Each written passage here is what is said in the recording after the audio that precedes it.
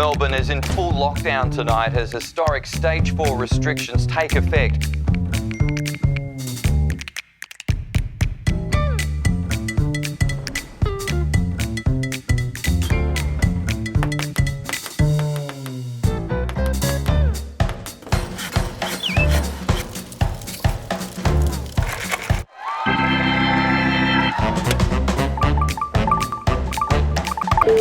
Attention, all passengers on flight 3.